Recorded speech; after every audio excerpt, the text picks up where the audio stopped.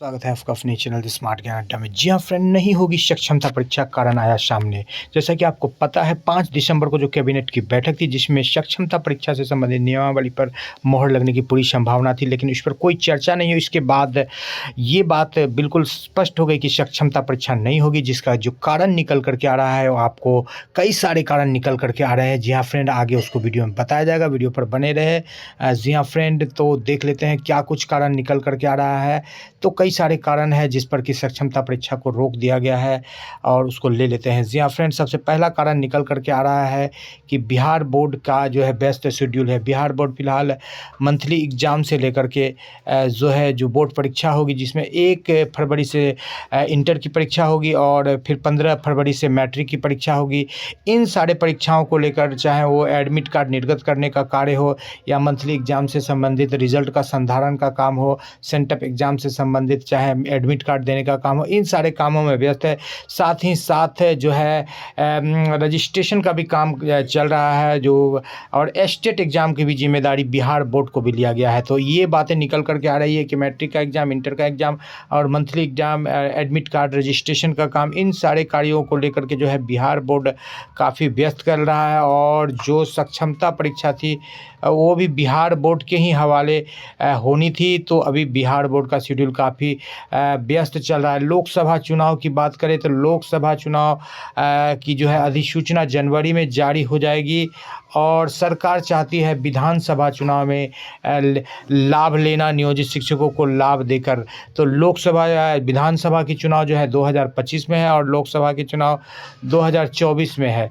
तो 2024 में जनवरी में ये आचार संहिता लागू हो जाएगी। फिलहाल बीपीएससी 2 की बात करें तो बीपीएससी 2 अभी परीक्षा प्रक्रियाधीन है।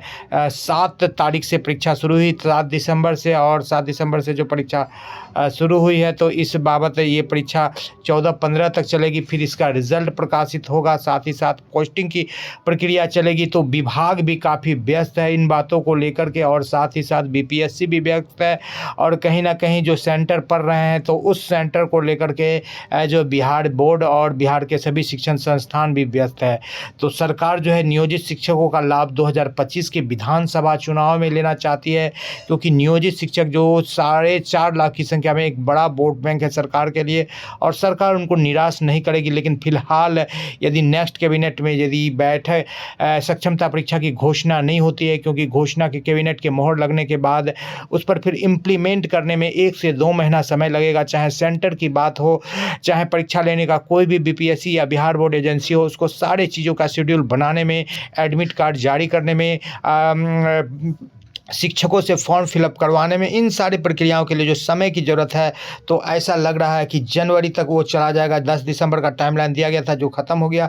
तो लोकसभा चुनाव का जो है आचार संहिता जो जनवरी में लागू हो जाएगी, 90 दिन पहले आचार संहिता लगती है। तो इन सारे बातों से निचोड़ यही निकलता है फ्रेंड कि अब जो है फंस गया है, लटक गया है सक्षमता की परीक्षा, और नियोजित शिक्षकों को निराशा हाथ लगी है। सक्षमता परीक्षा नहीं दे पाएंगे 2023 में नियोजित शिक्षक। अब लगता है 2024 में ही नियोजित शिक्षक सक्षमता परीक्षा दे पाएंगे। जी हाँ फ्रेंड, नियोजित शिक्षकों के लिए ये एक बुरी खबर निकल करके आ रही है कि लगातार कैबिनेट की 2-3 बैठकों में इस पर कोई सहमति नहीं बनी। नियमावली बन चुकी थी, लेकिन उस पर जो है मोहर नहीं लगी, और अब ये कारण सामने आ रहा है कि सक्षमता परीक्षा सरकार नहीं लेगी। जी हाँ फ्रेंड, ये टल गया है, अब 2024 में ही कुछ होने वाला। जी हाँ फ्रेंड, वीडियो पसंद आ रहा है तो लाइक कर दे, चैनल पर नए हैं या अब तक सब्सक्राइब नहीं किया तो सब्सक्राइब कर ले।